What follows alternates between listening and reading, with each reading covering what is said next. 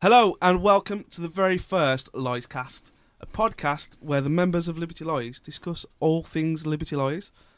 I am the drummer, Adam Stevens, and today we've got Mr. Shaun Richards. Hi there. How are you, Shaun?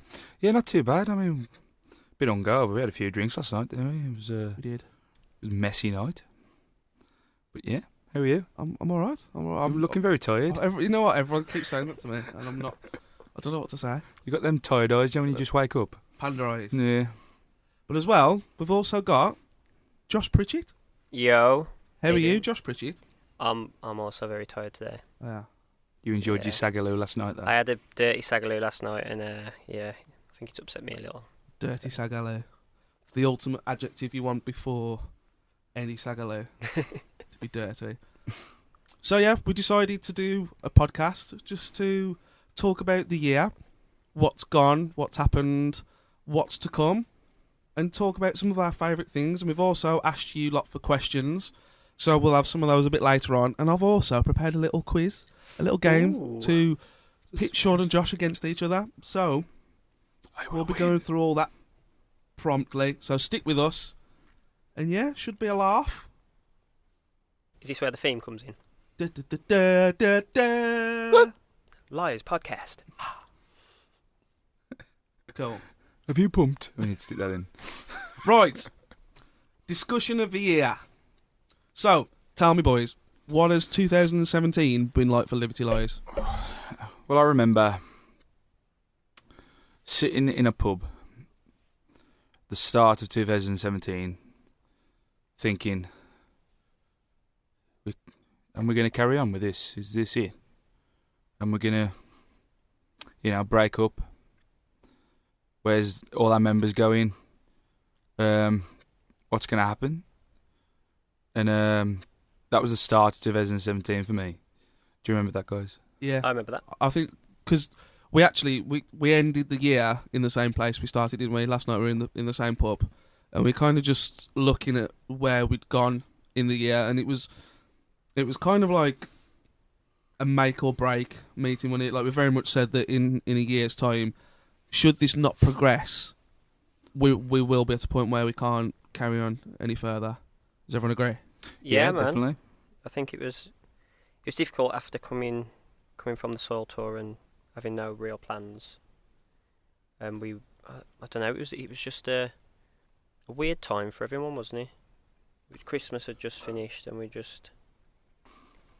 I think the whole thing was in a weird place. We did the soil tour, spent a lot of money doing that, and then iListening did well, but it didn't get the traction we wanted.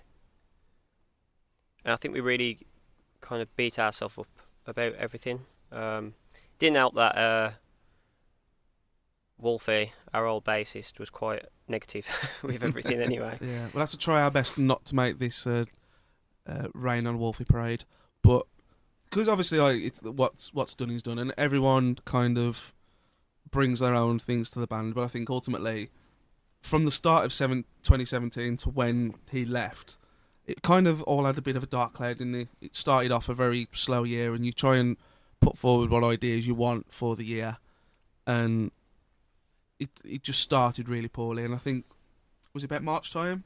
Yeah. Or was it earlier? Oh no, it was earlier, because we done we toured with the Fallen Sate in February, March. March. Yeah. Well, just before that tour, Wolfie sat us down and told us that he was going to move away and do some work abroad, and basically that he wouldn't be carrying on. So you do get the initial kick in the teeth that you've got to then look for a replacement, but then I think that, sorry to interrupt, but that had come after it started building up again, which was the kind of like the kick in the teeth for us, because we had that talk in December, worried, and then Are You Listening just started picking up traction. We got playlists on Planet Rock, Kerrang, everything was good. I remember we all sat down at the studio. Do you remember? Yeah. Listened to was it Alex Baker show? Alex Baker. And Johnny Doom show. We sat down here waiting for Are You Listening to come on. Wolfie was with us, all dead excited. And then a month after, it's like, I'm leaving. We went from that high to total rock bottom. Yeah, so it was, yeah, the year started off a bit pants. It got better, and then we were just in the same position. So, moving on to getting a new bass player, what was that process like for everyone? Hard. I hated that, I did. That was the worst. We've done it a few times now, haven't we? Because for people who don't know, that us three here now are the only three original, and we've had to do a number of auditions, and we did the same when we got building, where we had a long line of guitarists come in, and that was difficult then. And you can kind of get the gist of, once you play one song, you know whether someone's right, don't you? Yeah, definitely. And we got messed around a lot by a lot of people who wanted to be our bass player, and a lot of people on paper looked really good. Yeah. And then kind of just, we'd turn up to practice and they wouldn't turn up, and they'd say, "Oh, sorry, I got stuck in traffic," or whatever. But they don't realise then that we've all took time out to do it, and it's delaying our year by weeks, and it's just pushing things back, and you can't get anything new written or recorded because we just weren't a full band. So, I think we're selling kind of like not the most generous proposal to people, are we? So we need to say, look, could you join this band? You're going to have no money ever. Yeah, do you want to get paid? Work elsewhere. Go find somewhere that pays money. But then, do you want to work for a living? No, you can't really if you get a full-time job, because we might be touring. So it's kind of like asking someone to put their life on hold. Well, any relationships, you mean, will have a massive amount of pressure. Yeah. You've got to have a cool girlfriend, haven't you? Like, they have to be cool, because it's just a nightmare, and it's a difficult situation that we have to put them in. But it's a lot of people just, they can't handle you going away and not making any money. Yeah.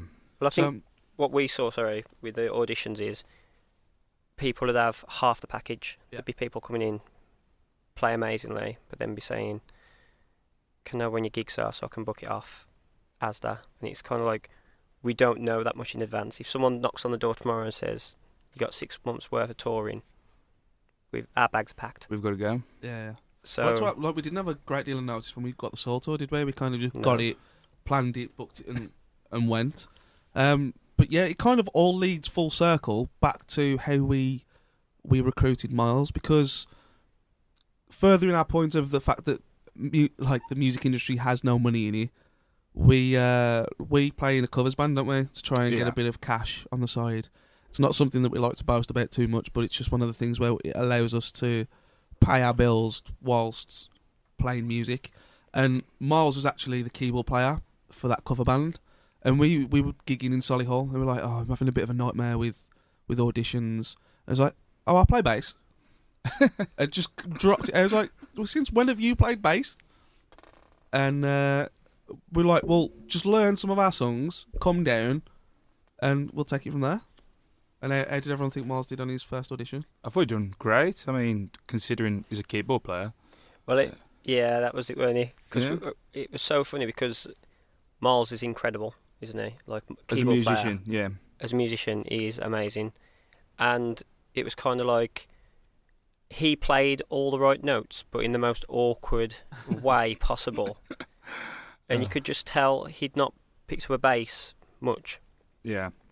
Just his lack of experience, I think, with the instrument, and really shone through. But how amazing was it as well? We played, and it sounded like the record. Yeah. And it was just like, that's so weird. To be fair to him and everyone else, I think it's fair to say Miles wasn't the best bass player that came, was he? No. Musically, but we all knew how incredible a musician he was. And if you've got that kind of talent sat elsewhere, it's all transferable skills, isn't it? And we've seen that. And to be honest, he's playing has come on so much that he's coming up with stuff that we just wouldn't have thought. Definitely his time signatures, and I mean, he wrote this piece of music on the keyboard, and it was like proper dream theatre.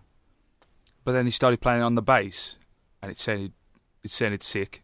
It's more like Alice in Chains and that kind of vibe, wasn't it? But like on the keyboard, it was so like operatic.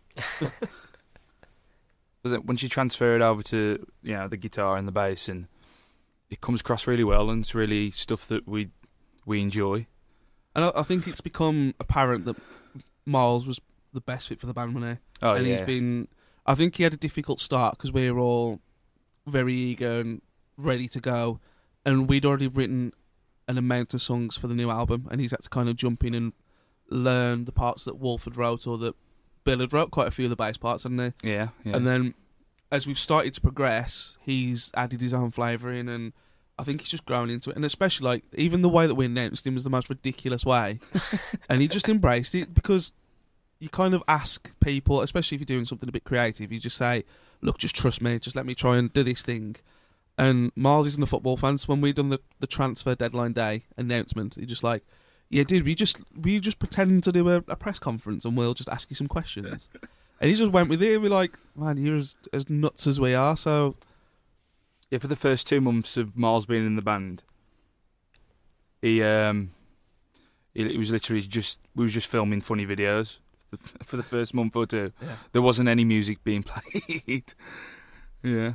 I tried to think what he thought. So we were talking highlights of the year. So other than Miles joining the band, what else has been a highlight for people? Shaun? I think the Fallen Sate tour for me was amazing. It wasn't like arena shows and that, but it's the first time we actually got on, other than our buddies in Search of Sun. It's the only time we've got on like properly with a band who we've been touring with and spent a lot of time with, and I had a joke and we had a drink. There was a good number of people come out to see the shows, and there was a lot of people there for us as well. I mean, in places we've only been once, Norwich, there was a handful of people with our t-shirts on, which is incredible, really. Yeah, man. Yeah, it was good fun. The guys were really good. Yeah, really nice good lads. Take us out. We played a couple of pranks on them, didn't we? At the end of the Yeah. last day of the tour, we went and we stole all of Richie's, the drummer, we stole all of his cymbals, We are now known song. as the Black Country Bandits. which I'm cool with. That's good. That's good with me. Called a lot worse, so I'll take it. Josh, any highlights for you? Yeah, man, definitely the Undivided gig for me. That was insane. Absolutely insane. Special. Yeah, to have 50 tickets, but maybe 60, 70 people in such a small room. Everyone knowing pretty much every word to every song. It was just phenomenal. Felt like a moment, didn't it? Felt like a nice thing, because as we've already said, it has been and we'll get to more of it, but it's been a difficult and frustrating year. So it felt like a nice way to round off the end of the year, and because I think we've only done one other headline show this year, which was at Tap. the Tap. So this to do that in the way it was, and it was nice that we've never done it where there's never been a support band, and we kind of just went on and we dug out some old songs, didn't we, that we've just not played. I don't think we've played Hero since we released New Addiction in 2010. No. I can't remember playing that. I can't remember writing it. Nah, No. that's one of them things. I mean, yeah, we was only kids when we were out there. How old was we? 17. Like, over 10 years ago. I can't remember. We can't remember putting pen to paper for that. Man. I had to go back, listen to it, and relearn it as Same. if it was a new cover. Yeah. It'd been so long since I listened to it, but yeah, the gig was just absolutely insane. I think looking back at how he was at the start of this year, and then when Wolfie left and the dip, the Undivided gig did more for morale, I think, than pretty much any tour would have done. A lot of hard work to get it on, but I think it just made us want to do more and more. Quick sweepstake.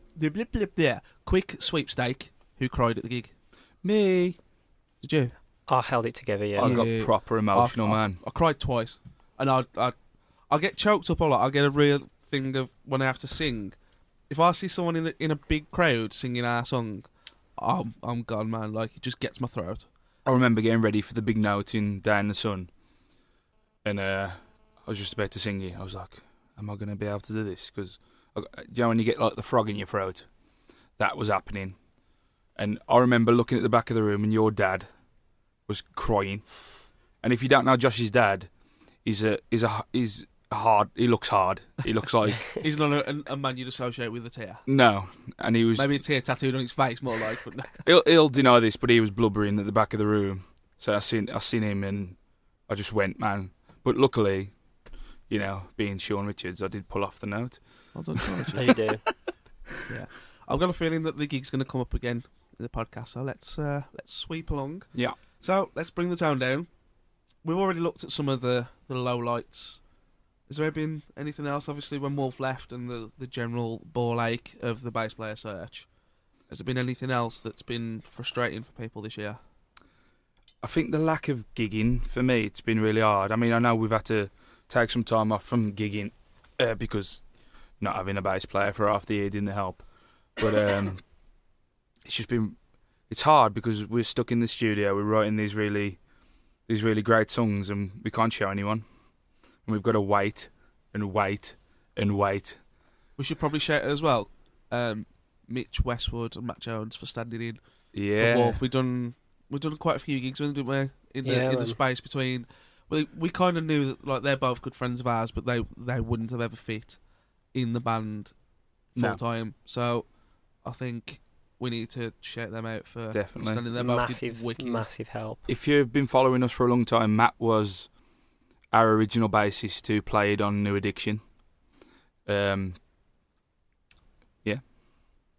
Big shout out to him and Mitch Westwood, you handsome bitch. But yeah, I think generally for me, it's just frustration with the industry.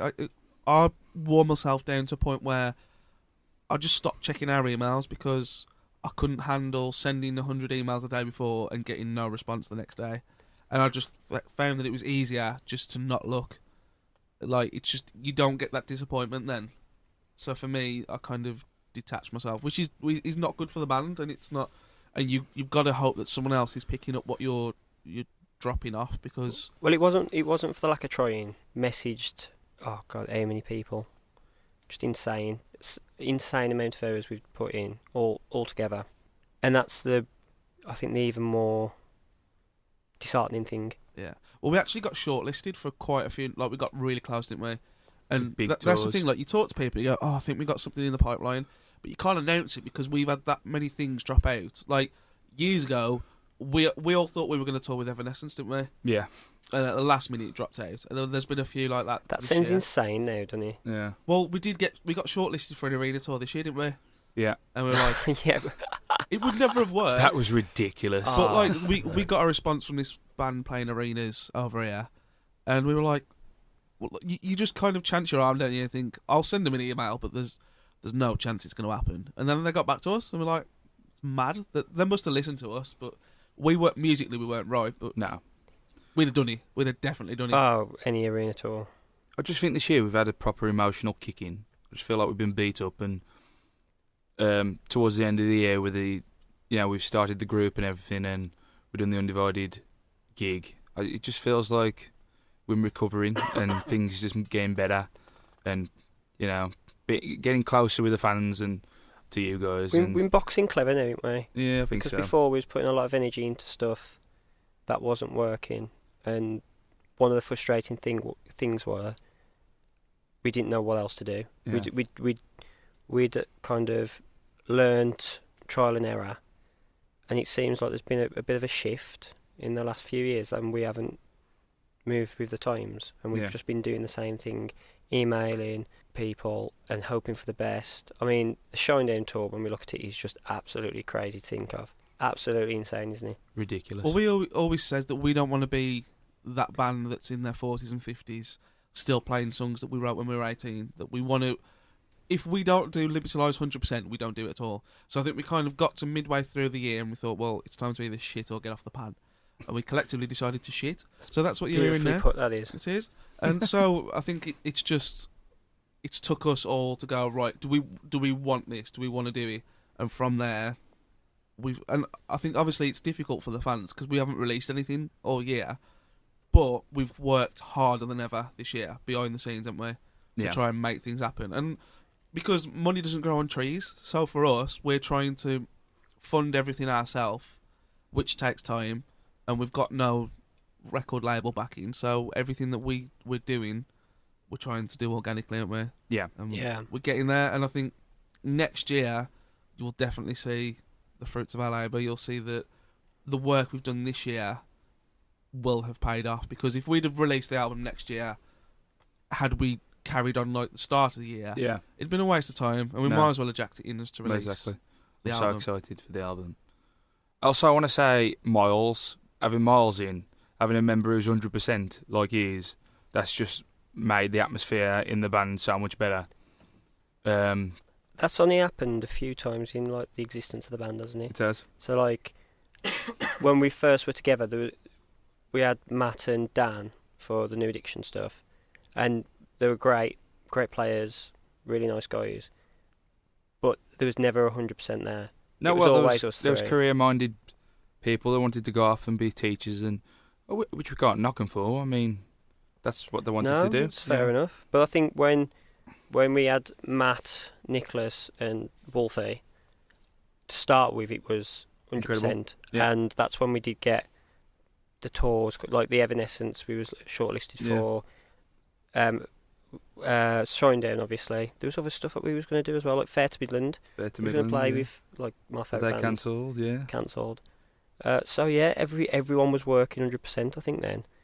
And then when they dropped off, started to get a bit harder. yeah, and I think the three of us have been kind of the core of the band since the start.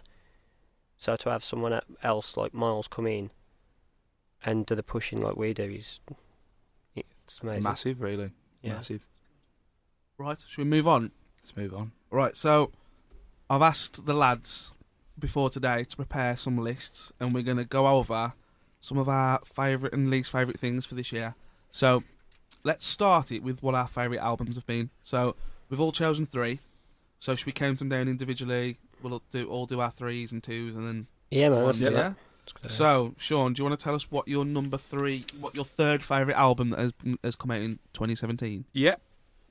For me, my third favourite album of the year. It's a bit controversial at the minute because the vocalist's in a bit of trouble. But it's a band called Brand New, and their album's called Science Fiction. And it took me a while. It took me a long time to get into this album because Steve-O and Josh was like, "Fuck, Shaun, listen to this album. You need to listen to it." And I was like, "Nah, I just stay feeling it." And then one day I just thought, you know what?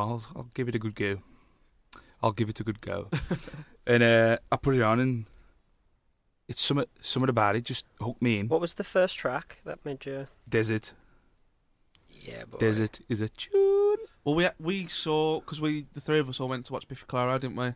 Yeah. Last year, and Brand New with the support, and me and Josh sat, because we were together, weren't we? So we sat and was like, man, they are so good. And I was already a fan, and you were a fan, weren't you? So we loved it, and we walked over to Shaun, I was like, oh, what do you think? It's like, they're a bit boring, aren't they? Like, what? They're not more, and that's kind of everyone. It's Brand New's my emotional rock band. Yeah, Steve-O the emo. But yeah, like, it's definitely the album if you're travelling back from a gig and you're playing in like Devon, it's like a 5-hour, it's definitely that kind of album to listen to on the way back when you just want to relax, or if you're in the bath. For me anyway. But there's something about his vocal that I just can't put my finger on, because it's not like the traditional,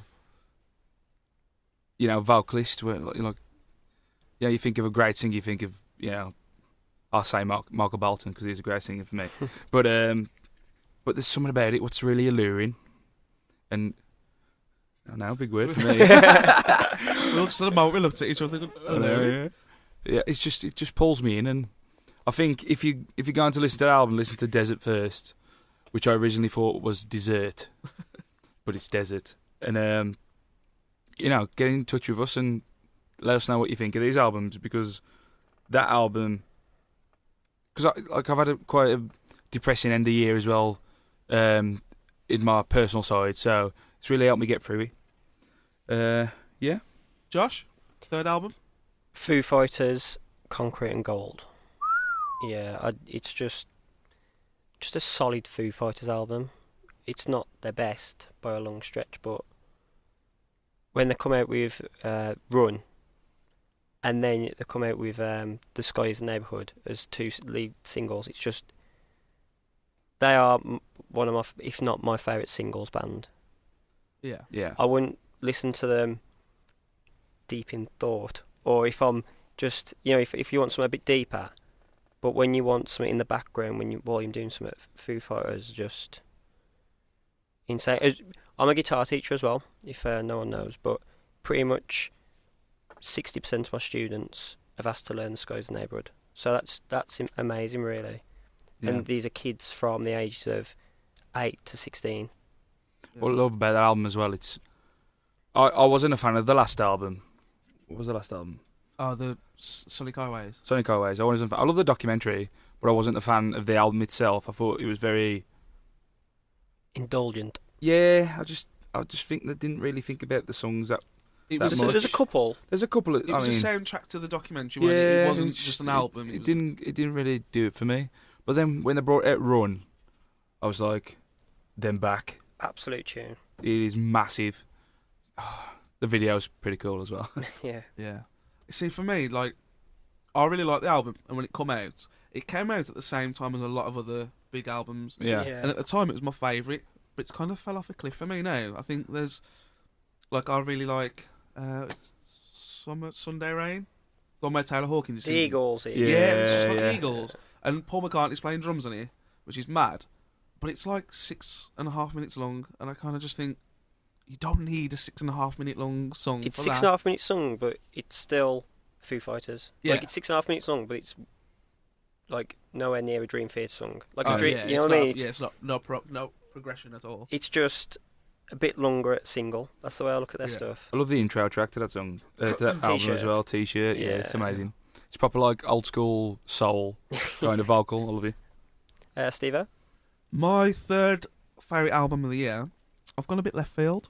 And I don't know, I don't think this will be in either of your top three. I think I can guess. Go on then. Is it Liam Gallagher? No, it's not. Oh, but that's going to be in there. It's I'm definitely going to be in there. It's Jamie Lenman, Ah, nice. Ooh. his album Devolver. I'm quite a new fan of Jamie. I say it like I know him. I've never met the bloke. James. I kind of heard, because for anyone that doesn't know, he was in a band called Reuben, which is kind of like a cult band, and the cool kids tend to like him. And I've got into those later on, and he released this really random video, which we're all a fan of. It's great. The video is Hell in a incredible. Fast Car, and it's basically just Jamie Lenman kissing loads of men and women of different shapes, sizes, colours, and all that stuff. And it's just wicked, and the song's wicked. So I checked out the album, and I think, for me, for my money, I think if we were to make an album, like Liberty Lies, if we were to make an album where we had what budget we want, like we could spend whatever we wanted, Yeah. we'd do an album like what he's done, because it's really eclectic. Yeah. I think we can't really afford to spread our wings too much, but I think he's just made this really, like, varying album. There's some heavy tunes, there's some soft tunes, and some really random stuff. But yeah, that's my number 3. He seems like a proper dude, doesn't he? He does as He well, saw yeah. the Freddie Mercury. Yeah. And he's done his own festival, and What a guy. what was really cool as well, he opened the festival, so he was the first act to play, and he was also the last one. So if you've gone there just to watch him, you've had to sit through all the other bands, which I know sounds like a chore, but it's awesome for the other bands, because the other bands have got this extra, like, people have stayed just to watch Jamie Lenman. I think the amount of pants gigs we've done, we can appreciate that, can't we? Yeah, we Yeah. can. He's definitely supporting live music. Yeah. Shaun? Jamie Lenman. Number 2? Number 2. Ooh. Just turn my page. Right. Mastodon. Boom. Boom. Emperor of Sand. Quality. I'm just going to talk in, like, words. Talking words. I'm always talking. Like, different words. Standout tracks for me. Right, this album's incredible. Like, if you don't listen to Mastodon and you're trying to get into Mastodon, the best album to probably listen to for Mastodon is Emperor of Sand to get you into Mastodon. Yeah. Do you agree? Yeah. And Well, it depends if you're not into because they've got heavier albums, haven't they? that's what I mean. If Yeah. you like heavy music, but then I'd question if there ain't that many people who listen to us that are into true. the heavier side. So I would say, I'd say the one before it was along the same vein. yeah. Motherload. Yeah. What's it? I can't remember what the album's called. Once More in the Sun. That's the one. Once More in the Sun, yeah. It's quite a similar... I just think with this one, they just worked harder on the songwriting. Yeah. Standout tracks for me is Clandestine, which is a tune, Jaguar God, which to some people it's their Stairway to Heaven. It's beautiful, isn't it? Masterpiece, isn't it? It's a masterpiece. And Show Yourself, which is just a sick rock song. The musicianship is... I mean, I don't know about you, but the drummer for me is like a proper throwback to old school drumming. Yeah. Like Brian Downey from Thin Lizzy. I don't know if you're so much of a fan, Adam. Yeah. But what do you think about his drumming? I love him. But, like, I've got this thing as a drummer. I like drummers to have their hands and feet both need to be as good. And he's got some of the quickest hands I've ever seen. He doesn't do that much with his feet. Nah. But as a drummer that tries to sing as well. Oh, yeah, he sings as well. His voice is incredible. I was about to say. I don't know, like, I've not seen him live yet, but how he does these songs live, I've no idea. It's insane with the band. They've got 3 singers, and I love every one of them. Yeah, they all bring something different to each track Eagles, as well. It's like a metal version of the Eagles, they've all got their own sound. Definitely. Apparently it was written about the family members who either died from cancer or are battling with cancer. That's how they got this is what gave them the motivation to do the album, which was kind of nice for him to come out and do a documentary about talking about that kind of thing, because it's real. And we've had that kind of thing with Hope and Faith and stuff with the cancer thing. I just found it really nice that they come out and explain. It's all very metaphorical though. It is nice when you know that though, and you go back and read the lyrics, and you're like, oh no way. But they don't drop the C-bomb. It's not. You can listen to it and not feel like a sadness because of it, but if you listen to it for extra depth, it is there. It's incredible. Josh, number 2. Well, the Mastodon album just missed my number 3, unfortunately. But this one, it just makes me smile just to talk about it. Is the Prophets of Rage self-titled album? Because every song sounds so similar, and that would normally put me off. This is another one, like the Foo Fighters, where there's not a lot of depth. They've got songs like Legalise Me. Yeah. Legalise Me. You know what I mean? It's exactly how it sounds. That is exactly how it sounds. And if you put on another song, like, there's so many times when I've started singing along and I'm like, oh, this is the wrong song. Yeah. It's so similar.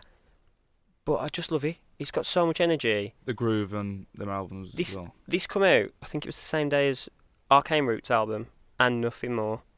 And I'm a big fan of Arcane Roots, big fan. And I really like Nothing More. So I listened to those first, and then this one was it just makes me smile listening to it. It's one of them. It reminds me of the Slashy Snake bit. Slashy Snake bit. Yeah, man. That's an hard word to say. That kind of riffing. You know what? It's groove. just a fun vibe. Yeah. It really is. And it's something, like I said, it's something that you don't have to think too deep about. You put it on and just bouncing all day. And if you're into rap and want to divulge into the old rock and roll, it's probably the best album for you, because it's basically just rapping over monstrous guitar riffs. It is like they've just took Rage Against the Machine, and then which is the idea of it, obviously. Well, I was going to ask, like, where does it rank against the best Rage Against the Machine stuff? Do any of these songs get on Rage Against the Machine's greatest hits? No, because the Rage Against the Machine stuff, there's still a depth, I think, and there's so political, and it's there's a variety. I think there's more of an anger in the Rage Against the Machine. There is. Like I didn't know this, but I read that a lot of the Prophets of Rage albums about drones and how these men don't like drones flying over the house, and if you fly over the house, they're going to shoot them out of the air. I think the Zach De La Rocca from Rage, he wouldn't have been too concerned with drones. No. He was spitting fire when he on the Rage stuff. Yeah, I mean we've covered a couple of Rage songs, and it's so hard to sing Rage songs. Imagine. So hard. But you have a good time with it, don't you? I have a lovely time. I lovely watching you struggle from behind. Me trying to rap. Like you had to cut out 10 words. The movie. Steve-O? Well, I for similar reasons, I nearly went with an album that I see the same as Prophets of Rage in Stray from the Path, but I didn't. Stray from the Path album's wicked, but for me it's a little bit too samey. So I actually went the same as Shaun. I've gone Mastodon. Oh. Nice. I'll spare you all the talk again, but it's just a wicked album. So yeah, we've said what we need to say on that one. Yeah. We've. But yeah, if you need another reason to clarify why you should listen to it, me and Shaun both rate it as our second favourite album of the year. So which leads us to our number one, Shaun. I think we all know what I'm gonna say. I think we do. There's this band, right, that I Drum roll. have a deep emotional connection with. That it's only recent. I mean, it's only the last couple of years that I've really, thought about them deeply, emotionally. I would say love is the correct word for this band for me. I think so. Which, again, at the moment, is a bit controversial because the singer's been a bit naughty. Bit of a tosspot. A bit of a tosspot. But, mate, just sort yourself out and we'll all forgive you. I'm going to go with Queens of the Stone Age, Villains album. Purely because it's got groove coming out its arse. Groove. Groove. Mark Ronson produced the album, which is the weirdest thing I ever heard. Queens of the Stone Age with Mark Ronson. But I think on this particular album, it works. I don't like the pop aspect of it, and his vocals. Josh Homme's vocals is absolutely flawless. How he just glides over a track. The music's quite busy, but he's there just going, just gliding over it. Ridiculous. If you haven't heard the album, it comes in with a monstrous groove. Feet Don't Fail Me, and that just gets me excited. What do you think? I'm just getting really excited when I'm talking about it. I love the sound of the album. I think it's just so well, just polished. It sounds, like you said, like a pop album. Yeah, I think it is a pop album. There's a big difference in there, and the budget must have been just huge on it. But it just sounds. Because we love the last album as well. I prefer the last album. I like this album. It would have been top 10, but the last album for me was just absolute genius. I read the other day as well that it's a tribute to Bowie, the Heroes album, which is Villains, and it actually sounds like Bowie in some aspects, proper. But that blew my mind when I read that. It was ridiculous. For me, I'm more Songs for the Deaf era. Oh yeah, that's more like Dave Grohl drumming, and the songs on that. That's like a hardcore album, and then you got songs like No One Knows on it, and I would actually say that was my favourite album of all time. Yeah, Songs for the Deaf. So I really like Villains, but for me, I think half the album's great and half the album's not great for me. Yeah. There's a little bit of, not necessarily filler, just stuff that I'm not as interested in. It's for my personal taste. I still listen to. I listen to the album a lot. I had it in the car yesterday, but it just kind of, you find yourself skipping songs, and I think for me, to be my number one, I needed to have one that you can't. Well, I've never been a big fan of Bowie. No. I just think for me, it's vocal, and there's one song called "Villains of Circumstance." He sounds like a Disney villain. Yeah. And I'm is it I Fortress? Fortress as well. That song is incredible. It's like absolutely incredible. Ridiculous. And the fact that when you listen to the album, all you want to do is dance. Yeah. Which is always a good thing. And I also want to mention the artwork in the vinyl is ridiculous. You get I think 10 square pages of artwork, and each of the members have got their own, you showed me personas. Have you got the vinyl? I got the vinyl nice. of it, yeah. And I've just put all the photos in frames. And put it around the flat. It just looks like a shrine. Nice. To Queens of the Stone Age now. Nice. Josh, number 2? No, number 1, number sorry. 1. My bad. Yeah. So my number 1, controversial. It was Shaun's number 3. Brand new science fiction. You know what? You've been into it a lot longer than I have. Absolutely. By far. There's not an album this year that can touch that. I think it's genius. Absolute genius. It's your go-to? I think so. I think I'm someone who listens to music. When I properly listen to music, I like something with a bit of depth. And that, I think it's an album that I'll keep going back to. For years to come. For years, yeah. Absolutely brilliant. The different messages in each song as well. Yeah, I don't know where to start really. I think it's just an absolutely cracking album. And it is a shame what's happening now with the singer. If you don't know, he's in a bit of trouble. I won't go too much into it because it is a bit controversial. So yeah, we want to separate ourselves from things like that, don't we? yeah, but we can't let it detract from the music. And if someone's done a great album, then listen to it because of that. Yeah, it's a difficult subject, isn't it? Because I think with the lost profits thing, that set a precedent for a lot of things that people don't listen to that kind of music. Well, I'm one of them. I don't think I've listened to a Lost Prophet song since. But I was never a big fan before. Well, yeah. So I'm sure Lost Prophet fans would still be listening separately to what happened. Well, I actually checked on Spotify and they've still got like 100,000 people listening a month. So some people it hasn't detracted. But at the end of the day, the album's got nothing to do with what an individual member did. But I think he's ruined their career now, hasn't he? Oh yeah. If you don't know, go and research it. And I'm not sure how much is factual and how much is a story. But either way, I think they cancelled all their UK dates, and obviously the album and everything's still available. But I think they were talking about this being their last album anyway, which is such a shame for a band that's got a legacy like them to bow out through this. Well, some of the other members did start another group, but it just didn't seem to kick off at all. It is a shame for the other members, isn't it? Imagine working so hard and producing an album of that quality for it to be mired in all this. It's just crazy. Yeah, sorry to bring the tone down a bit, but absolutely insane album. And if people fancy a listen, I think you should just partake a little, see what you think. But yeah, what we'll do a Spotify playlist of the stuff we've been talking about today, and you can just go on our Spotify and listen to the tracks we've mentioned and the albums we've mentioned, so you can create your own opinions. Yeah, wicked. So Adam Stevens. Well, you've ruined it for me again. My number one was brand new science fiction. Don't really need to say a lot else. It was one of them that it hasn't even grown on me. I put it on and it straight away, and the album starts with a woman recounting her dream that she's had, and there's all these themes throughout the album, and like Shaun said before, Desert is just an absolute banger. But it's like nothing else that like what we listen to, is it? So no. Yeah, I'll keep this one short again, but it's just I think it's close to being like a 10 out of 10 masterpiece album. It's got to be good if it's in all three of us' top three. Yeah. You know what I mean?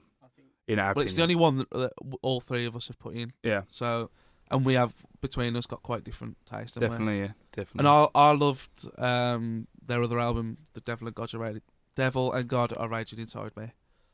But I think this might beat it. I think this might be better. This is their best album for me. Yeah. And you got to see him while you was fans. And his convictions. Yeah, without judgment.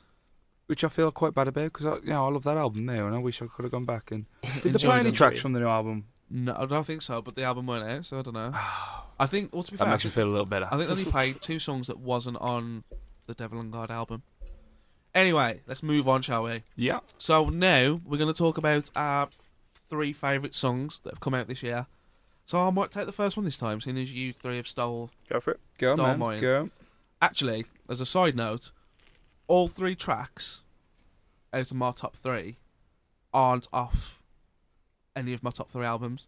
Right, so for number 3, I've gone for Mastodon again, but Toes to Toes. So for anyone that doesn't know, Toes to Toes was on... They released an EP, didn't they? Yeah. So they released their album, and they released... It was really random. I don't get why they've done it. Cold Dark Place was the EP just after. But to be fair, you'd think after you've released an album, the EP would be a bit cack. But the EP was really good. Oh, man. Them tracks could have made the album. Well, I actually think Toes to Toes is better than anything on the album. I would agree. But which is mad to think about it, and I don't understand why. You know what? What's his name? The one with the gruff voice. The tattooed face. Oh, Brent Hines. Hines. His voice in this. Superb. He sings the chorus. Jesus Christ. I'll get I'm alone. the hairs on the back of my neck stand up when he sings in this. It's superb. Was it you who called him the Joe Walsh? Yeah, he's got like a Joe Walsh, yeah. He is the Joe Walsh of metal. Metal? Yeah, Metal, some of his guitar easy. playing as well. It's tasty as. Well, Bill's actually bought one of his signature guitars now, hasn't he? But he never uses it. He's an idiot. He's not here to defend himself. That's okay. Shaun, number 3. Number 3. I'm not a massive fan of this band, but this song was incredible. It's Architects, Doomsday. Booyah.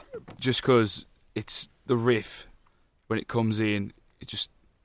Do you know when you can feel a massive riff in your heart and it just makes your heart beat I thought that might quicker? be a bit metal for you. But the thing it's just really like the drums are so tight and that riff. It's the riff what gets me. That's the perfect word for it, I think. Tight. Tight. You listen to that opening riff. Yeah. You don't really do shouty music, do you? No, but then the verses, it goes into this lovely soft verse, which reminds me of Bring Me the Horizon. Yeah. Very. It's very Bring Me the Horizon, but like it's. I don't think it's anything like what they've done before for me. But that song was. I remember you showing me. I remember putting it on my phone, listening to it in my van, and through the speakers, like the bass drum, just kicked the shit out of me, and I loved it from that day. Superb. Next, I've basically took my favourite albums. I've got my favourite songs of the year. oh, Sorry about that, guys. All right. But the third one is I've already mentioned it. Prophets of Rage, Legalise Me. Legalize me. I'll be honest. I could have picked yeah. any song off the album because, like I said before, they're pretty much the same. But I love it. Absolutely love it. I like that Hail to the King. No, Hail that's to the Chief. Hail to the The Chief. That's a tune. But yeah. Sorry for being a bit boring. That's all right. on that. Your turn, Steves. Number 2. Well, going well left, as you've all expected, there has to be one. I've gone for Liam Gallagher with Wall of Glass. To be fair, What that's a tune. Tunage. fair, it's a tune. And for the vast majority of the year, this has been the standout song. And you know what? Because I sort of like the playlist that we do at gigs. This one sits on a classic rock playlist. It sits on a modern rock playlist. It sits on an indie playlist. It's in a pop playlist. Too. I've been putting it on Christmas. All around my family, we had all this Motown shit on. I put this on, and people still dance. Yeah. It's a tune, and I think I'm the only one that's a big Oasis fan anyway. So as soon as he dropped this, I was like, he's back. Yeah. Our kid is back. You know, I love his attitude. Just. He's a complete dick. That's what I mean, but it's you know the bland. You get the bland artists nowadays. Like, I mean, Ed Sheeran is a good songwriter, but he's boring. Coldplay, Ellie Goulding. Everyone's bore the boring, and shit he's a out of rock me. star, isn't he? And he's really He's a rock controversial, star. and yeah, you're interested in what he's got to say, Yeah. whether you like it or not. And you know, I love that. I prefer him to his brother. Yeah. Yeah. I'm a fan of both, but Liam smashed it this year. His album's a lot better than Noel's album this year. If you've heard him, either of them, or have not heard him, yeah, I've seen Liam last month, and I'm going to see Noel next year. So judge me. Number 2.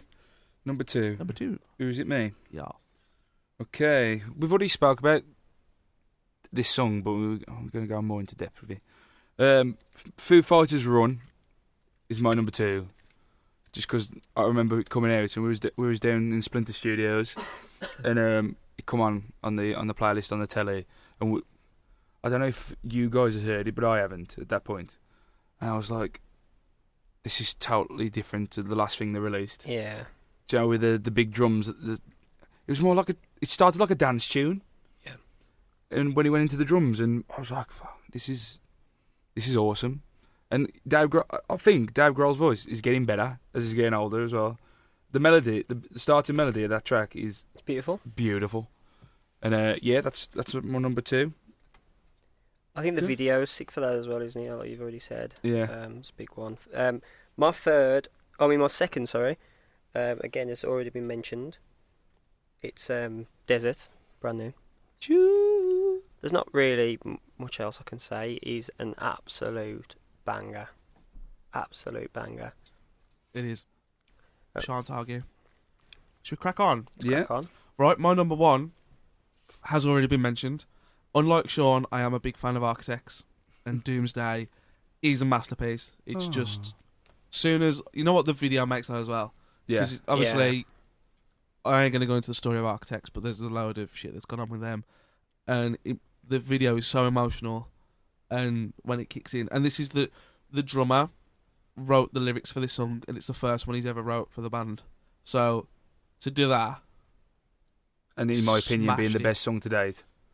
Yeah, crazy. it's just, and it's a standalone track. It hasn't been on an album this year, so yeah, it's like perfectly amount of heavy, soft, clean vocals, scream vocals. I don't mind the right kind of screaming anyway. I'm not a fan of a lot of stuff, but I love Architect's last album. That was my favourite album of last year. So for them to follow it up with this is just not fair on other musicians for them to take up so much quality airtime. So yeah, number 1, Shaun Richards. A track we've already spoken about, Mastodon, Toes to Toes. It just the start with the acoustic. It's like a steel. The resonator. The resonator, and it starts with that. It's like, well, what's going on? It's sounding a bit hillbilly, and it comes in with this riff, and with the latest stuff, Mastodon, they've tried to add a lot more percussion and that into what they're doing. So there's like in this track, there's like claps and ear candy. It's proper ear candy, and but the Brent Hines' vocals on this track for me is it's proper Joe Walsh, like you said, proper old school. But the track's great, and I suggest you all listen to it. Sick. Josh? Number 1, yeah. So this is brand new again, and it's the track just before Desert in the Water. Yeah. I'll sang it then. You have to sing it. hold myself back. You know what? Every time I mention it, I have to sing the chorus. It's just that's above Desert. yeah, man. No way. Oh, It's a beautiful song, man. It's a beautiful song. Absolutely. there's a lot of beautiful songs on the album. There's this double track vocal in the verse. It's getting technical now. It is. Strap in. But yeah, it's just absolutely beautiful. The more I look into the lyrics as well, the more I think that's part, because this was never a big song for me the first few listens, but when you get hold of the lyrics and you're really listening to what's being said, That's something you like to do, though, isn't it? You like to get the lyrics up while you're listening to the track, so you can go through what is being said. Yeah, and as soon as I did that with this track, it just changed the whole sentiment for me. And I saw kind of parallels between Walk on Water, what was off Reflections, if anyone wants to check that out. Please do. Our first album, debut album. But yeah, so it was just, I think it's one of them things where it's a more sentimental thing for me. But yeah. Are we doing for time or are we rocking? We are at an hour. Really? Wow. We shall speed this up then. Right. I've got a feeling this is going to be done quickly anyway. Yep. Favourite Liberty Lies show of the year? Shaun? The Undivided for me. Josh? Undivided by far. I agree, but just to drop a second favourite was the second show we done in Devon with the Fallen State, which was Miles' first gig. Bideford, that was incredible. Bideford, that was so hot. Like the singer of Fallen State threw up on stage. And I was close to throwing up. It was so hot. We only played 40 minutes. And it was this little like underground venue, and there was no windows or air conditioning, and the heat, and it was summer. And it was Sergio Ramode. It was rammed, and I did feel a bit ill after that one, I think. Yeah. And but then it was the drive awesome. home was the worst drive ever. Yeah, it was like a 5-hour drive. We got stuck behind a tractor for like an hour, and was not fun on a country lane. But yeah, the Undivided wins every time. We already spoke about that. But yeah. What a gig! I think that'll be one of our. If we don't do another one of those next year, that'll probably still be one of the best gigs. Oh, definitely. I think that's the bar. Yeah, no. The bar is set. We just want to thank everyone for coming to that as well, and you know what, you made that night for us. Yeah. And we all got a little emotional. Totes emotion. Proper emotional. Right. Worst Liberty Lies show of the year? Right. Josh? I'll start this. I hate to say this. I love the tap. I absolutely love the tap and tumbler. Nottingham. Yeah, Nottingham. But the last gig we played there is Macmillan Fest. Macmillan Fest. Yeah, it was good one, was it? Let's be honest. Nah, it will. Nah. Supporting his legend in the O2 Academy in Birmingham was horrendous. Like, for a band who's from America, who spends the money to come over to this country, the turnout was abysmal. And not only that, we got messed about rotten that gig, didn't we? Yeah. We turned up before He's Legend, the headline band, so we couldn't do anything until they got there, and they got there some like 15 minutes before doors opened. Yeah. And then we were first on. We were told to set up, and so when we were ready, the guy was like, "Oh, we want you on stage at 8 o'clock or whatever." So I walk on stage, put our intro tape on. The same guy's not there, and then he comes running over, going, "Oh, have they not told you we've pushed times about 15 minutes?" It was just a really unprofessional way of handling the gig. So I was sat on stage on my own, and then you were all waiting, going, "What's happening?" Yeah. I had to walk off stage to then do it again 15 minutes later, and it was just cackle. We did have a really good review in Metal Hammer from that gig, though, which I was really surprised at. That must have just been the one person that was there. Yeah, So. true, yeah.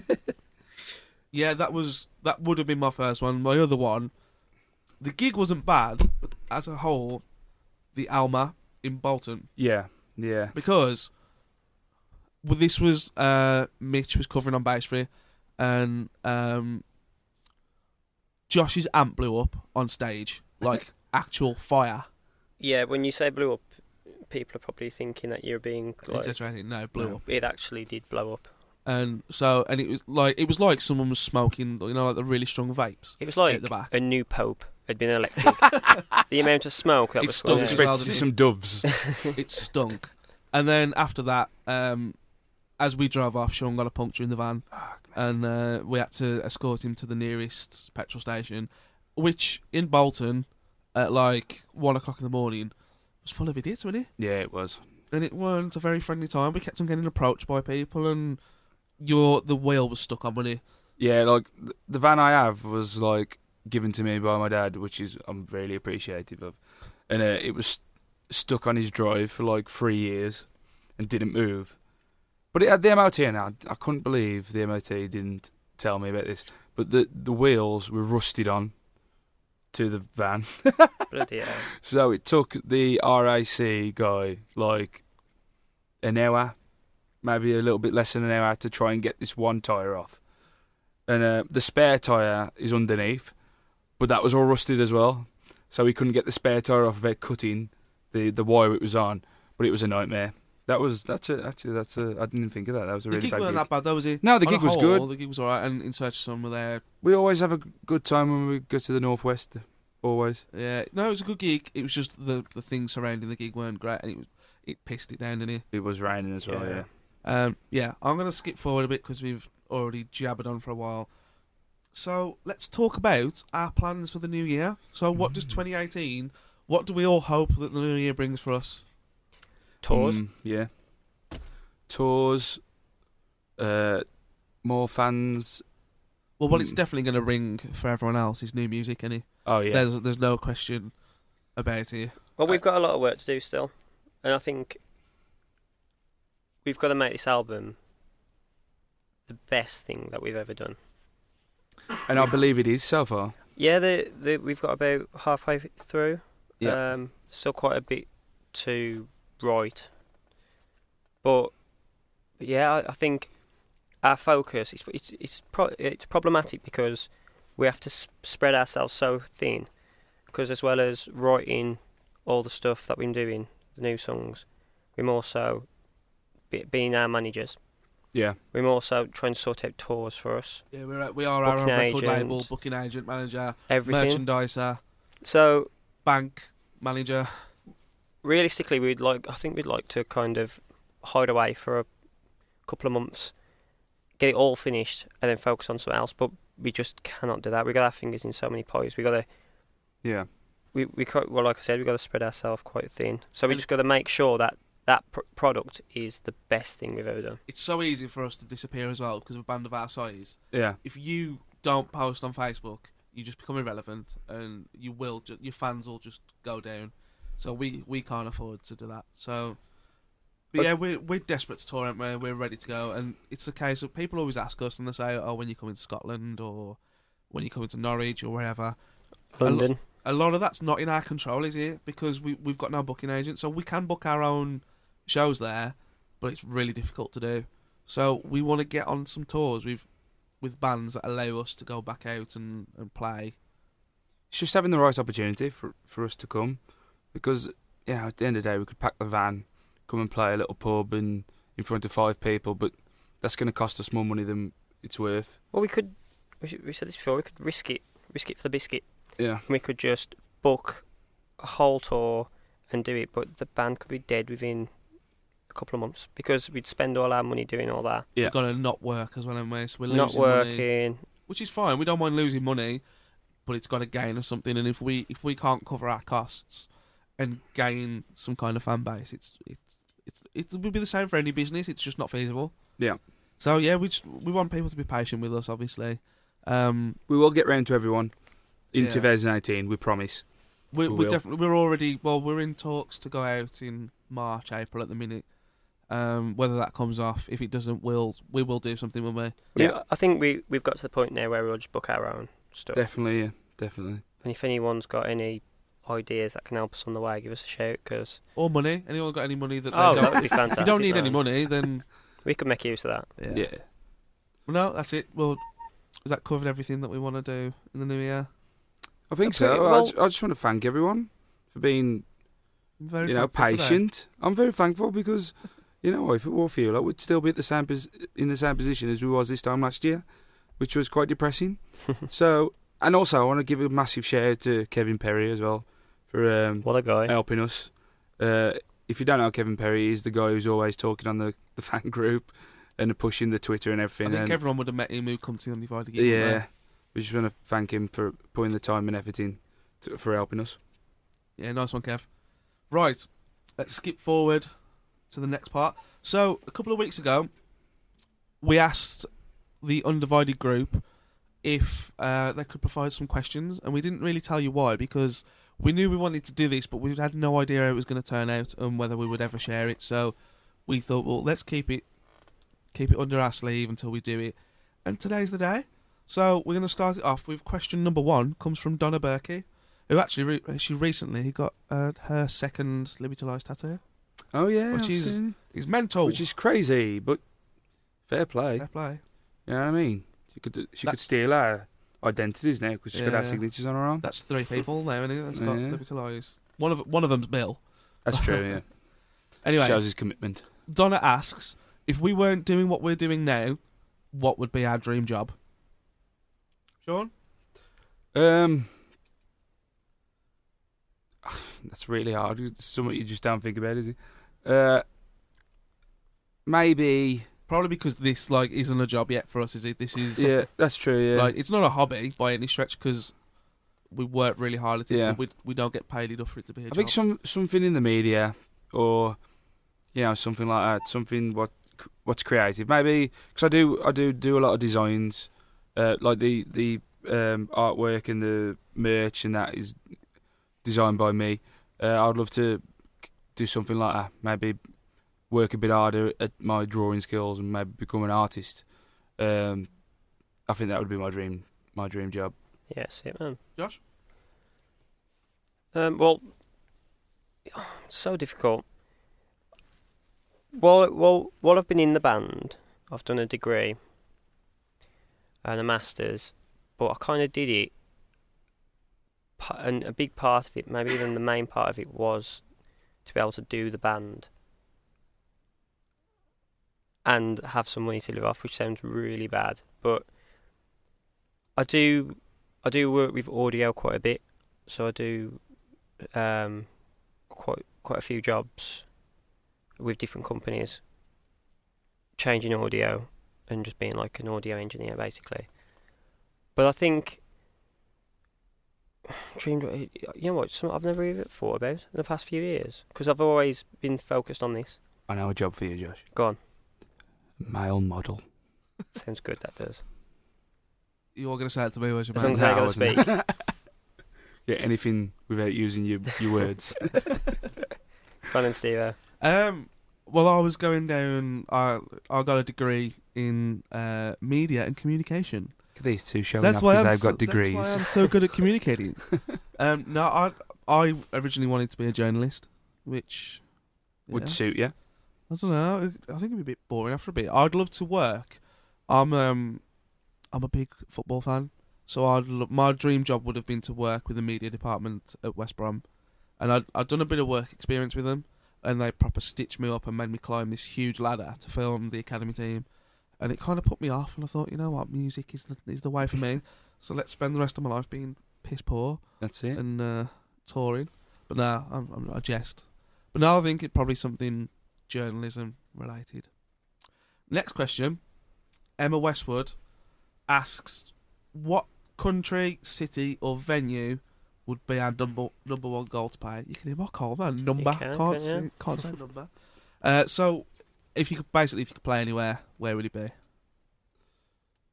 It's got to be Wembley. Stadium, not arena. Well, let's go. What country? If you could play any country. Oh. Or city. Choose a country or city to play in. Dublin. Mine's Dublin every time. Always Dublin. Dublin. Well, that's not like there's. What's that massive park in Dublin? Croke Park. Croke Park in Dublin. But we could play Central Park in New York. Yeah, but something about the Dublin accent and. No. Yeah, I mean, I want to play a gig the Irish. because the accents are good.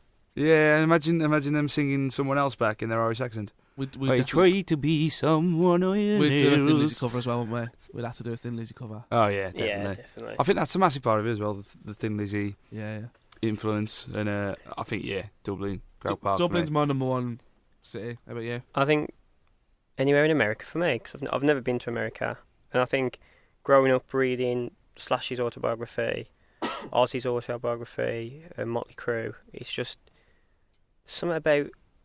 I think just from it, like being a kid and reading them stories. Yeah. And you hear about just LA magical, and things, and it's probably nothing like that now. But it just, man. I think Warped Tour would be amazing. Yeah, man. When you're just like doing a festival every day in a different part of America. I mean, I think it'd be hard work, just because of the weather. We're not used to the sun, and apparently that's like a proper ball ache with the weather, with the heat. So. Yeah. I think that'd be cool. So if anybody's listening to this from Warped Tour... Warped Tour's finished now. What? Yeah. It's no longer a thing. Too many bands dying in the heat. I don't know what it was. I think they've just stopped. I think attendances have gone proper low. So last year's was the last one. Well, that's fucked up my idea. Then. But in a similar vein, Download would also be... Download. Taking main stage. I don't particularly want to play where it is, but I just mean, like, play Download has been our goal for years. It has.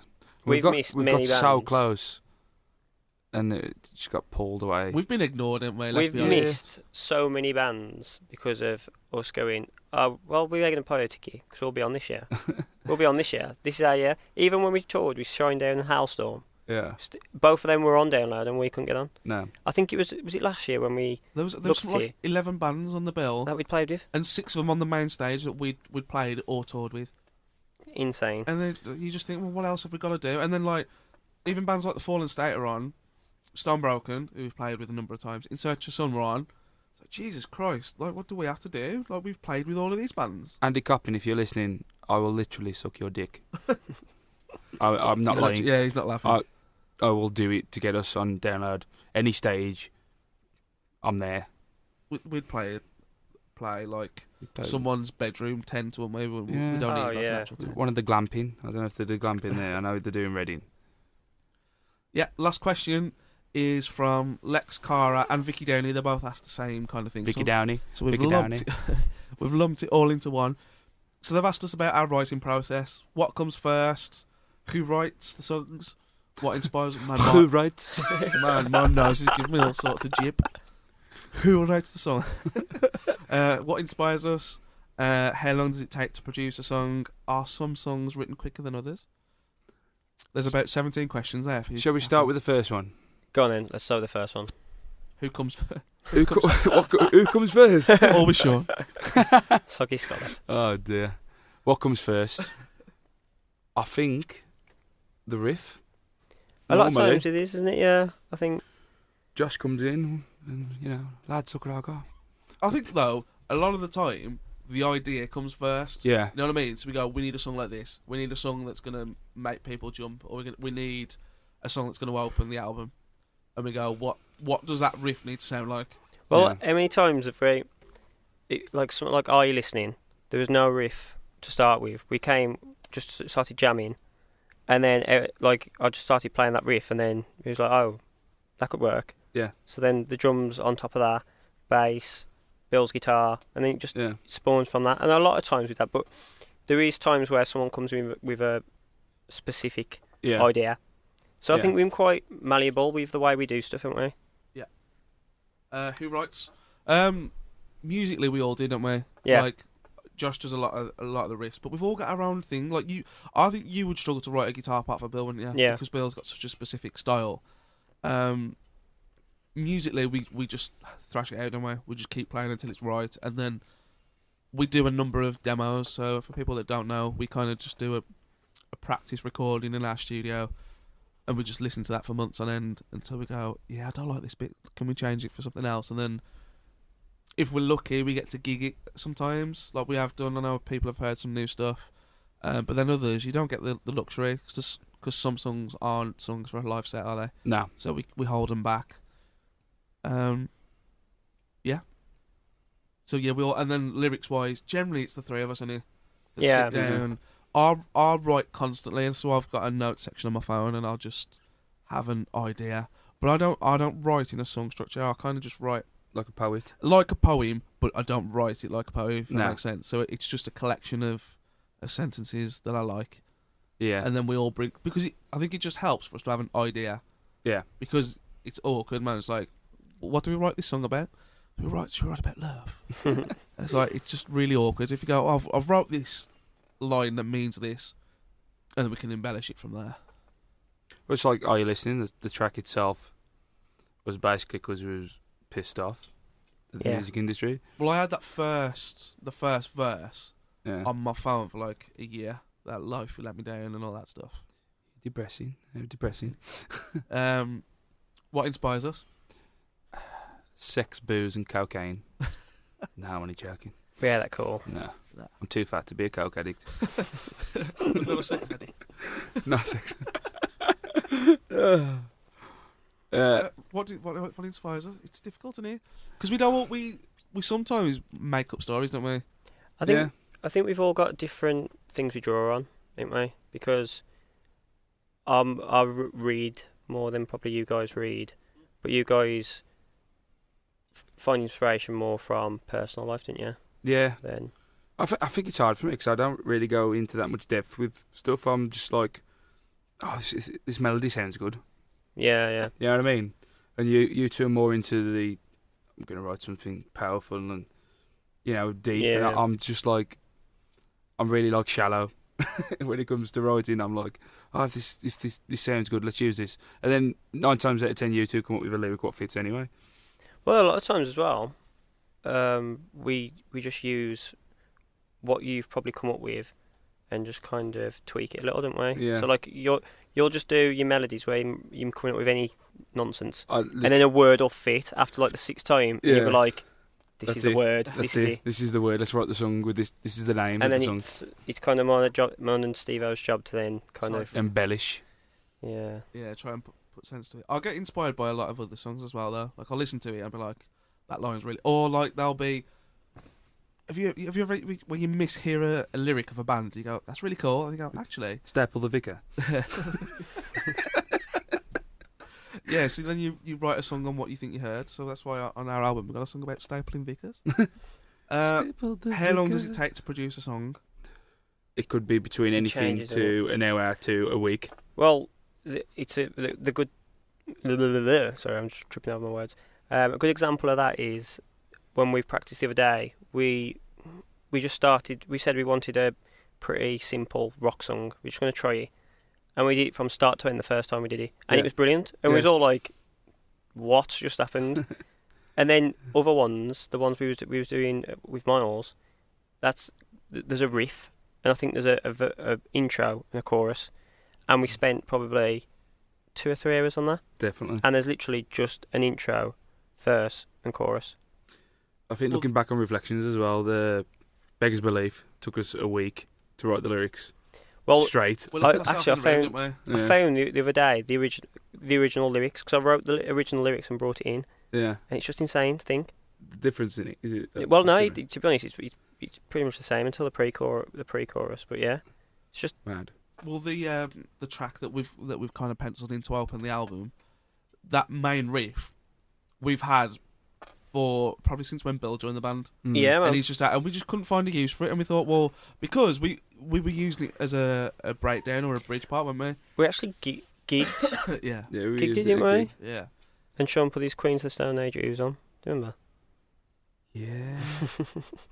Oh man. But and then we kind of couldn't get it into a song, could we? No. And then So we if scrapped anyone- it. Anyone saw us play with Rival State? Oh Was that yeah. then? That was then, yeah. Alright. At Mad. the Rainbow, which closed down. Yeah. Yeah, I think that should answer the question. Cool. Right. Thanks. So let's move towards. There won't be long left, guys. Stick in there. Thank you if you've listened this far. We appreciate it. Right, so we're gonna have a little game now. So this You're is gonna down lose. to you Excited. two. I'm gonna be the quiz show host. So I don't have a coin to hand, so I'll just give it up to Shaun because you're the closest to me. Okay. Would you like to choose option A or option B? B. B. I think you've chose the right one for yourself. Good. So basically, what this game is, it's a Spotify game because I couldn't think of a better name for it. So it's the Spotify game. So what I've done, I've chosen 2 bands, and you've got to try and guess 5 out of the top 10 songs that are in this band's Spotify Okay. profile. So you chose B. B. So B is Foo Fighters, Oh. which means Josh by default has A, which is Biffy Clyro. No. So what you're gonna try and do? We're gonna They're take it in both really turns. hard though, because That is hard, isn't it? You've got to try and guess. So it's the first who can get the most basically. okay. And I've got the crazy amount of plays they've had as well. No cheating, Josh. No, Do not get Get off Spotify your up. I'm laptop. writing a little list. Right in a list. I'll give you a clue though, both of you. Bear in mind that Spotify, and this is for all you listeners as well, when you're looking at our Spotify profile, that new releases, it's on current hype. Okay. So it's not the top 10 greatest hits. It's what's the top 10 most popular songs Okay. at the minute. Cool. Okay? Shall I go first? Shaun, go first. Should we do one each? Yeah, we'll do one each. Have we only Okay. got 5 then? Yeah, we got to pick just 5. You've got to try and get 5 out of the top 10. But if this goes on too long, then we shall move on. Okay. It's life is I too think we short. should do it. Could we do it like penalty shootout? Yeah, that's a good idea. Go on then. So I shall write score or miss next to it. Okay. You ready? Go for it. Sky's a neighbourhood. Sky is a Neighbourhood is in there at number 3 with 23 million plays. What? Ridiculous. So that is I just score scored a penalty. for Shaun Richards. Josh, would you like to tackle a Biffy Clyro song? Bubbles. Bubbles is in there at number 5 with 19 million. 19 million. 19 million. Sky's a Neighbourhood's got 23. Jeez. So To be fair, that ain't bad for a band who's in just UK really in Europe. Yeah, that's true. so we've got one each. Shaun? Hang on. Have you been watching the football? The new we're ABBA doing, system? We're doing ABBA. Oh, God, he's confused it now. Go on then, ABBA it. Go on then, Josh. Okay, the captain. The captain is a miss. Ah! What? See, this is what I'm telling you. Mm. I'm the winner. No. Right, so we're still 1-1. Okay. Shaun? Run. Run is score. Yeah. Number 6 with 31 million plays. 31 million. 31 million. Does Shaun get another one now? Yeah. Shaun, Okay. shot number 3. Best of you. Best of You is in That's there got to be in there. That's at gotta number be. 4, 145 million plays. Man, so you've got 3. Shaun's got 3. Jeez, I've got to sack up a bit there, You man. need to sort your life out, Josh, and do your research on. So you'll all know for next time. You're just going to do all your research on. Every band. Just in case. I nearly changed all what bands I chose, and then I just thought As you I think they're really hard though because, as you say, it's all current difficult type. because both bands have released albums Yeah. fairly recently. So go on then, Josh. Black Chandelier. Black Chandelier is in there at number 7 with 14 million plays. So is that I'm 3-2? I'm actually writing. Yeah, but I've score got down. to go now, ain't I? Well then, Many of horror. Many of Horror. It is in there. Yeah. It's number 2. That's currently both your highest picks. Oh, Oh, nice one. So we've currently got it. It's 3-all. Sean? Everlong. Everlong. Oh, damn. That's number 1. Yes! Survey says. That is a tune. I'm going to get number 1 there. That's 180 million plays, Jesus which is Christ. money in the bank for Mr. Grohl. It is. Bloody hell. Have you just had 2? That was 1, wasn't it? 1. So, if Sean gets the next one right, he's the first one to 5, but we shall see. Okay. Sean, would you like to tackle your... See if we'd have done this. A, B, A, B, A, B. Okay. Has it been alright? Okay. Although Sean ain't missed yet, so... Times like these. Not in there. Oh. What? It's just got interesting. Damn. How mad is that? How crazy is that song? So you know, Josh, you've got to get these 2 right. To 2? win. You've got to get both right. Because you got 3. Because it'll be a draw if you only get the 1. What have I already said? You've got Melody of Horror, you got Bubbles, you got Black Chandelier, and you missed with the Captain. Right. I'm going to go for Mountains. Mountains is in there at number 9 with 10 million plays. Score! So, for all This of you game keeping tense. count out there, that's 4-all. So have I got 1 to do now? Yeah. You gotta You get know this what? right. I shan't. I'm going to keep this one off. This one's an oldie, but it's a goodie, man. And I'm... Go on.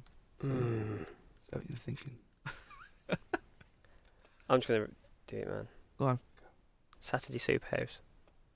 Is a miss? Oh, it's a draw. No way. So, The first ever one's a draw. Can we? Well, let's keep Sudden- going. Let's be first sudden 5. death. Sudden Okay, death. that's okay. So let's go back to 1 each. Okay. Sean, Um,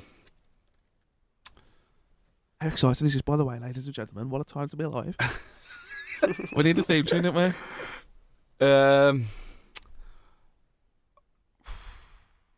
Learn to Fly. Learn to Fly is in there at number 5 with 109. That's a good shout, that is, dude. So it's Josh? Margot now. Yeah, This if is you Sunday. miss, Sean wins. While I'll figure out how to spell score. Biblical. Biblical is in there at number 6. It's getting thingy now. Uh-oh. It's getting thingy. It's getting thingy Certainly now. getting thingy. Um, You both really nice of options as well. You got 1. How many have you got 3, each? 4. There's 5 left. So you have both got 5. Sudden Death, Sean Richards. forgot the name of the song. Well, that ain't no good for this game, mate. I'll be honest with you. Oh. Dun, dun, dun, dun, dun, dun, dun, dun, dun. What's that song? What's that? Oh my god. Dun dun dun dun. Hey, you better go away. All my life. All my life. Dun dun. Yeah, okay. I think that's Yeah, a it's in cheat. there. Number I've got to 7. say, I think that's a bit of a cheat, Why? lads. I'm just very concerned about dead air and how long we're going to sit here in I silence. was just waiting singing for you the, to- I was just singing the whole song. I knew what I meant. Go on All then, my Josh, life. Richie. Wolves All my of life, Winter. Yes. Wolves of Winter is in there at number 3. This game goes on, ladies and gentlemen. Strap in. Oh. Back to Sean Richards. We're speeding up. Walk. Walk is just about in there. 62 million plays, which I still think is higher than anything Biffy Clyro's got. That's insane. That's insane. Golden Rule. He shoots. And he misses. Yeah! No. Hey, mad is that? Golden Rules. That's You know insane. what? I'll give bonus points if either of you can guess Biffy Clyro's number 1.